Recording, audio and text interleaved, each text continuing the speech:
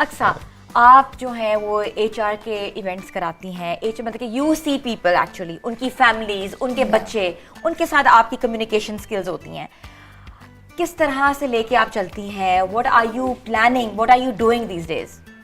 अच्छा, being a people and culture manager, अभी जिस तरह आपने बताया बच्चों को छुट्टियां हो गई हैं, तो हमारे जितने भी एम्प्लॉयज़ हैं, जितने भी हमारे कोलीग्स हैं, हम इस चीज़ को मेक श्योर करते हैं कि हम इस तरह की एक्टिविटीज़ या कुछ इस तरह के इवेंट्स अरेंज करवाएं कि जिनमें पेरेंट्स को लगे कि हमारी कंपनी जो है हमारी फैमिली के साथ भी लॉयल है। तो हम इस तरह के इवेंट्स करवा रहे हैं। अभी हमारा प्लान है कमिंग वीकेंड पर भी, मतलब throughout these 3 months we are planning to execute such events.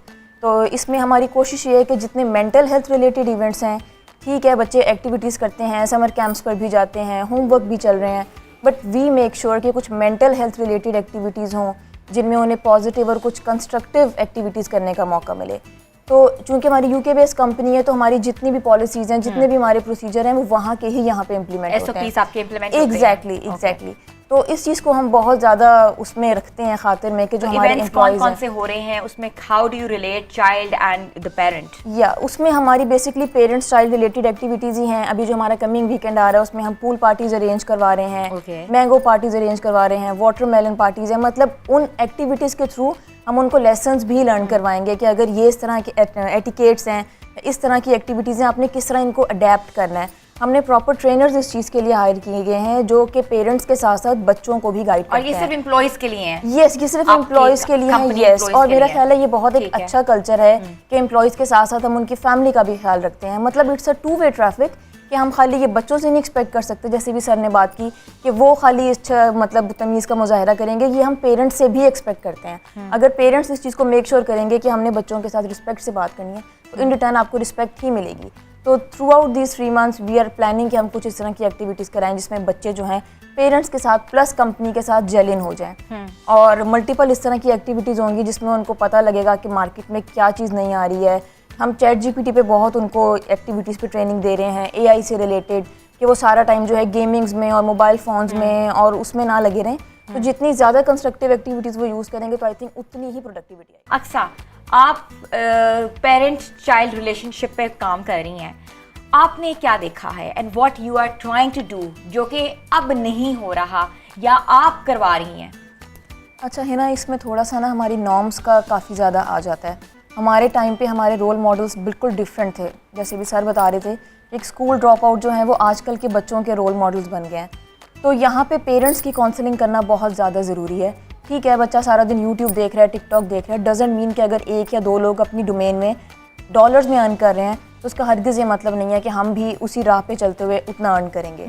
ठीक है, इसमें पेरेंट्स की काउंसलिंग बहुत ज़रूरी है कि वो बच्चों के साथ टाइम स्पेंड करें। अक्सर बच्चों डिजिटल गेम्स में जैसे पबजी है, टिकटॉक है, इसमें काफ़ी प्रॉब्लम्स भी हुए हैं बच्चों के। एग्जैक्टली, और वो गन्स तक आ गए हैं, आर्म्स एम्युनिशंस उन्होंने उठाए हुए हैं। ठीक है, चाहे वो चाचे का उठाया, मामू का उठाया, फुप्पो का उठाया, दैट्स समथिंग एल्स।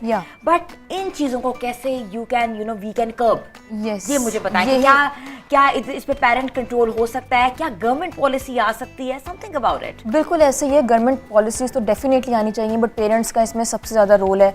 दोनों पेरेंट्स जो है सारा दिन जॉब में बिजी होते हैं, बच्चे सारा दिन मोबाइल पे लगे हैं, पबजी खेल रहे हैं। तो मेरा ख्याल है यहाँ पे पेरेंट्स की काउंसलिंग बहुत ज़रूरी है थ्रू एनी इंस्टीट्यूट जहाँ पर वो काम कर रहे हैं। उनको कुछ इस तरह के सेशंस देने चाहिए। प्लस बच्चों को ये बताना बहुत ज़रूरी है कि उनके रोल मॉडल्स डिफरेंट हैं। ऐसा नहीं है कि अगर 1-2 बंदों ने उस डोमेन में जो है पैसा अर्न कर लिया तो आपके साथ भी वो होगा। सबसे पहले फोकस्ड होना बहुत ज़रूरी है। अगर वो अपनी स्टडीज़ पे फोकस्ड रहेंगे, जो उनका गोल है उस पे फोकस्ड रहेंगे, ठीक है ये साइड पे काम चलते रहें, बट पेरेंट्स का इसमें बहुत ज़्यादा रोल है कि वो रात को सोने से पहले मदर जो है उसको बताए कि नहीं भाई, पहले हमारे रोल मॉडल्स डिफरेंट थे, उनके ट्रैक पे चलते हुए हमें सक्सेस मिलेगी। सक्सेस यही नहीं है कि आपके इतने मिलियन फॉलोअर्स हैं, सक्सेस ये नहीं है कि आपके इतने मिलियन व्यूज़ आए हैं। सक्सेस का अनफॉर्चुनेटली पैरामीटर ही डिफरेंट हो गया है। मतलब अब हम किसी को बताते हैं कि हमने जो है MBA किया है, ये हमारा 13 साल का एक्सपीरियंस है, फिर लाइफ नहीं, आप बताएं कि आपके फॉलोअर्स कितने हैं, आपके व्यूज़ कितने आए हैं। मतलब अब पैरामीटर बिल्कुल बदल गया है, जो कि ये बहुत नेगेटिव जा रहा है। और आने वाले टाइम में अनफॉर्चुनेटली ये जो अब की जनरेशन पेरेंट बनेगी, तो वो तो फिर मेरा ख्याल है बिल्कुल ही काम ख़राब हो जाएगा। तो ये पेरेंट्स के थ्रू ही हम काउंसलिंग सेशन कर सकते हैं, जिसमें हम उन्हें बताएं कि आपने अपने बच्चों की जो है ना ग्रास रूट से चीज़ बेहतर करनी है।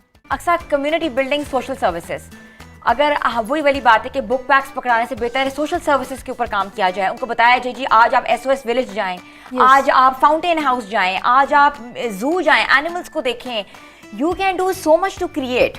तो इस पे कोई काम हो रहा है? बिल्कुल है ना, मेरा भी यही पर्सनली ख्याल है कि कुछ ब्रेनस्टॉर्मिंग एक्टिविटीज़ होनी चाहिए, रादर हम उन्हें वर्क पैक्स पकड़ा के उस पर सारा दिन होमवर्क किए जा रहे हैं. ब्रेनस्टॉर्मिंग एक्टिविटी जिस तरह आपने बताया, हम उन्हें ऑर्फनेज लेके जा सकते हैं. जिस तरह मैं पहले बात करी थी कि ब्रॉटअप की, उसमें हम उन्हें ये बता सकते हैं कि देखो ये बच्चे हैं जिनके पेरेंट्स नहीं हैं, हम किस तरह इनकी हेल्प आउट कर सकते हैं. आपको जो पॉकेट मनी मिलती है हम उसमें से सेविंग करके किस तरह कर सकते हैं. इस तरह आपको खुद भी सेटिस्फेक्शन मिलेगी, अल्लाह भी आपसे खुश होगा.